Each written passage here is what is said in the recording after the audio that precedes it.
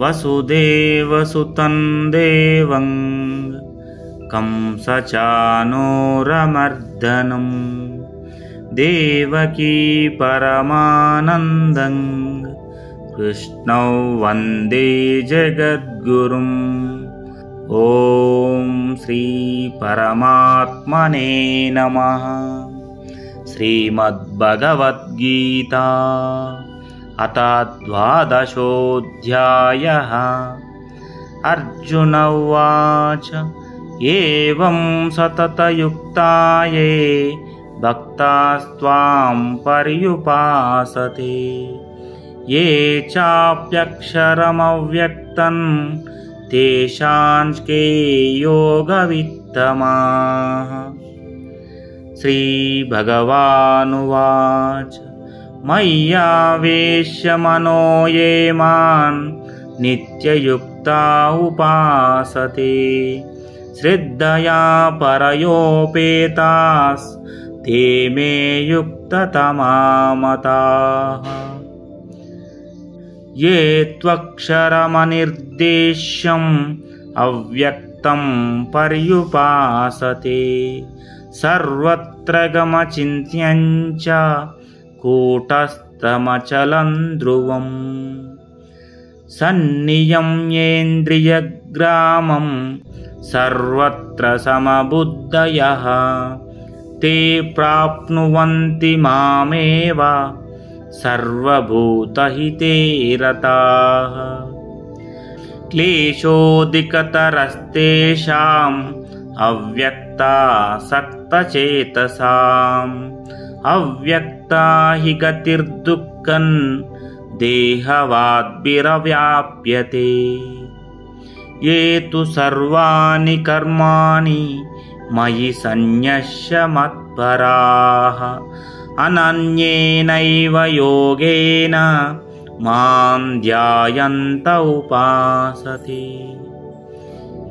तेषामहं समुद्धर्ता मृत्युसंसारसागरात् भवामि न चिरात् पार्थ मय्यावेशितचेतसाम्। मय्येव मन आदत्स्व मयि बुद्धिं निवेशय निवशिष्यसि मय्येव अत ऊर्ध्वन्न संशयः। अत चित्तं समादातुं न शक्नोषि मयि स्थिरम् अभ्यासयोगेन ततो मामिच्छाप्तुं धनञ्जय। अभ्यासेऽप्यसमर्थोऽसि मत्कर्म परमो भव मदर्थमपि कर्माणि कुर्वन् सिद्धिमवाप्स्यसि।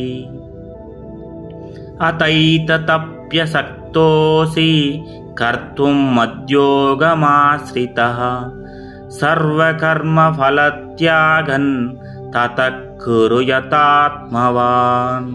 श्रेयो हि ज्ञानमभ्यासात् ज्ञानध्यानौ विशिष्यते ध्यानात् कर्मफलत्यागस्त्यागच्छान्तिरनन्तरम्। अद्वेष्टा सर्वभूतानां मैत्रः कर्ण एव च निर्ममो निरहङ्कारः समदुःखः सुखः क्षमी। सन्तुष्टः सततं योगी यतात्मा दृढनिश्चयः मय्यर्पितमनो बुद्धिर्यो मद्भक्तः स मे प्रियः।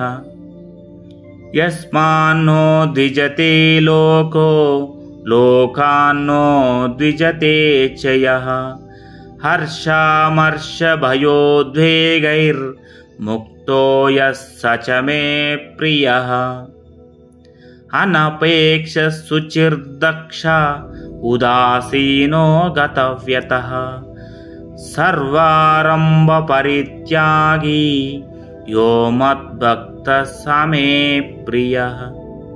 यो न हृष्यति न द्वेष्टि न शोचति न काङ्क्षति शुभाशुभपरित्यागी भक्तिमान्यः स मे प्रियः। समशत्रौ च मित्रे च तथा मानापमानयोः शीतोष्णसुखदुःखेषु समः सङ्गविवर्जितः। तुल्यनिन्दास्तुतिर्मौनी सन्तुष्टो यो न केनचित् अनिकेतस्थिरमतिर्भक्तिमान् मे प्रियो नरः। ये तु धर्म्यामृतमिदै यथोक्तं पर्युपासते श्रद्धदाना मत्परमा भक्तास्तेतीव मे प्रियाः। ॐ तत्सदिति श्रीमद्भगवद्गीतासु उपनिषत्सु ब्रह्मविद्यायां योगशास्त्रे श्रीकृष्णार्जुनसंवादे भक्तियोगो नाम 12ोऽध्यायः। ॐ श्रीकृष्णार्पणमस्तु।